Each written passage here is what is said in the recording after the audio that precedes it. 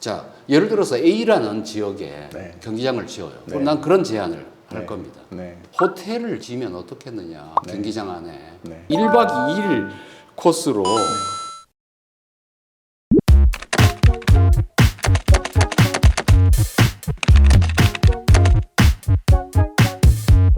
싱가포르에 가면 템파인즈 경기장이라고 있어요.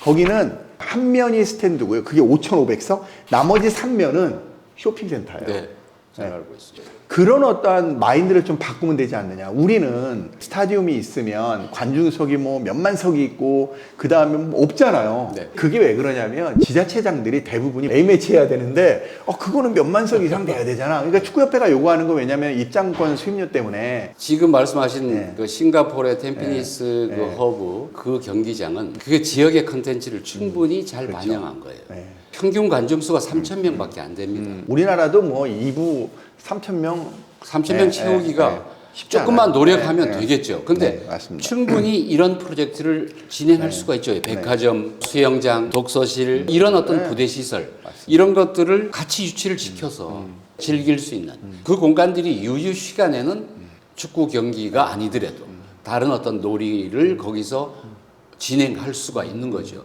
우리 롯데월드 그 아이스링크에 가보면은 그 주위에 레스토랑, 쇼핑몰, 오락실 이런 것들을 다 겸비하고 있으니까 소비자들이 몰려오게 되는 거죠. 축구라는 것을 스포츠라는 것을 산업으로서 마케팅해서 알리는 것도 사실은 우리가 부단히 노력해야 된다. 맞습니다. 그래서 교수님 말씀하신 게 사실은 다르게 생각해야 되는 네, 부분인 네. 것 같아요. 카타르 월드컵에 보면 974개의 컨테이너로 진 경기장도 있고요. 근데 그건 다 해체한답니다. 네. 이게 명장의 전술로트에서 이제 월드컵에 대한 이야기를 좀 하고 있는데 조금 다르게 생각하지 않느냐. 그다음에 그 싱가포르의 마리나베이 네. 거의 3만 평 뷰인데 강 위에 이렇게 떠가지고 이쪽에는 스타디움이 되는 거기는 3만석이더라고요. 그러면 그게 축구 경기만 하는 게 아니라 공연을 한다거나 쇼를 한다거나 그런 어떤 멀티적인 의미로서의 경기장. 저는 오늘 오면서 그런 생각을 했어요.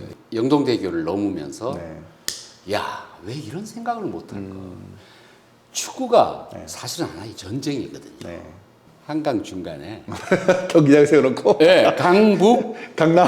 강남 네. 그 하나의 쇼적 연출을 맞습니다. 내가 혼자서 넘어오면서 이렇게 상상을 했어요. 그다음에 요번에 또 이제 이야기하는 게 세르비아의 보스토비치라는 스타디움이 있는데 거기는 쇼핑몰 4층에 옥상에다 줬어요. 5,500석. 근데 유파컵도 하고요. 유파 챔피언스 리그도 다 합니다, 거기서. 아까 말씀하셨듯이 축구장도 쇼핑센터에다 져서 할 수 있지 않느냐. 그럼요. 뭔가를 좀 바꿔야 되지 않느냐. 네. 우리의 마인드 자체를. 네. 그래야 무슨 적자를 줄이잖아요. 대구 FC가 성공한 이유가 그래도 가볍게 전용구장을 지을 수 있던 이유가 기존의 시립운동장을 네. 증개축을 네. 할 수 있었다. 그러면 새로운 부지를 구입하는 부지 비용이 그렇죠. 없죠. 전략이 되는 거죠. 네. 아주 중요한 것은 그 시민운동장이 도심 속에 있다는 거예요. 그렇죠. 제가 제일 아쉬워하는 것 중에 하나가 동대문 DDP 네. 자리. 네. 저도 굉장히 사실은 역사성은 스포츠에서는 굉장히 중요한 그렇죠. 거거든요. 거기 동대문 축구장은 정말 네, 그거는 저는 축구인은 아니지만 축구인들이 두고두고 후회할. 아니 그거는 저도 느낀 거예요. 네. 교수님 왜 그러냐면 그때 동대문 운동장은 정말 대단했잖아요. 그럼요. 우리 어렸을 때.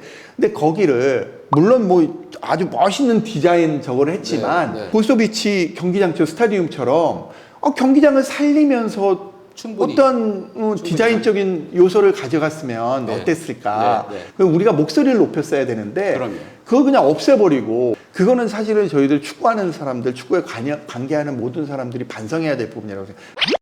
지금 요번에 안양도 져요. 네. 운동장을 스타디움을 짓는데 그냥 좀 운동장만 그냥 달랑 짓지 않았으면 좋겠어요. 네. 진짜로. 설계를 하는 단계에서부터 뭐 교수님 같은 건축에 대한 전문가들이 네. 들어가야 되고 그 다음에 정말 실질적으로 쓰는 사람들이 무슨 불편이 있느냐. 창원 종합 전용구장이 있는데 그 스타디움이 있는 건 거기밖에 없어요. 아쉬웠던 게 뭐냐면 아마추어 경기는 라카룸이 두 개 해서 네 개가 필요합니다. 왜냐면 하나가 경기를 하면 하나는 대기하고 있어야 되니까. 간이시설로 줘놓으면 너무 작은 거예요. 프로가 쓰기에는 중간에 문을 뚫으려고 그랬더니 그 못 뚫는다고요. 무너질 수 있어서 처음에 그런 부분들만 좀 신경을 더 썼으면 어땠을까.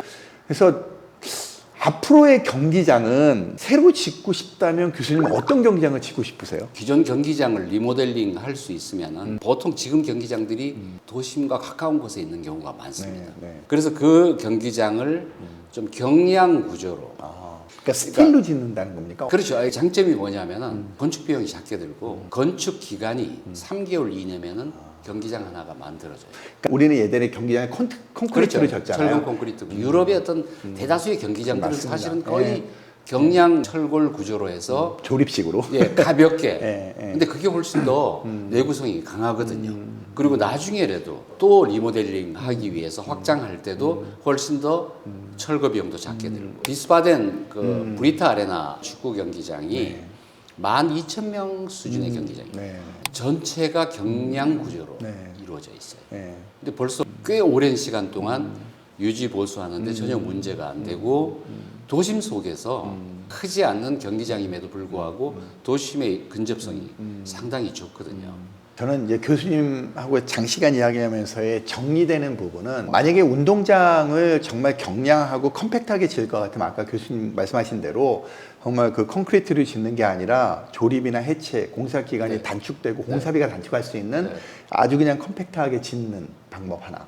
또 하나는 그 운영이나 뭐 이런 걸 하려면 아까 우리가 말씀드렸던 정말 템파이스 경기장 같은 쇼핑센터와 스타디움을 같이 겸비할 수 있는 그런 거죠. 그런 두 가지의 어떤 맥락이지 않을까. 그 싱가포르 예가 바로 그런 예죠. 네. 소비자는 상품을 사는 게 아닙니다. 네. 그 기업이 지향하고 있는 비전이나 철학을 사는 거예요. 네. 우리 축구단 앞으로 10년, 앞으로 20년 동안 어떤 비전과 철학으로 이 축구 산업을 키울 것인가, 네, 이 맞습니다. 하나의 문화로 키울 것인가에 대해서 심각하게 고민할 때가 아닌가 저는 그렇게 맞습니다. 네. 그거는 충분히 정말로 좋은 말씀 감사하고요. 오늘 뭐 다음에 한번 기회가 된다면 한번 또 이야기할 수 있는 시간을 가졌으면 좋겠습니다. 정말 교수님 오늘 바쁘신데 감사합니다. 여기까지 와주셔서 감사합니다. 네. 고맙습니다. 감사합니다. 예.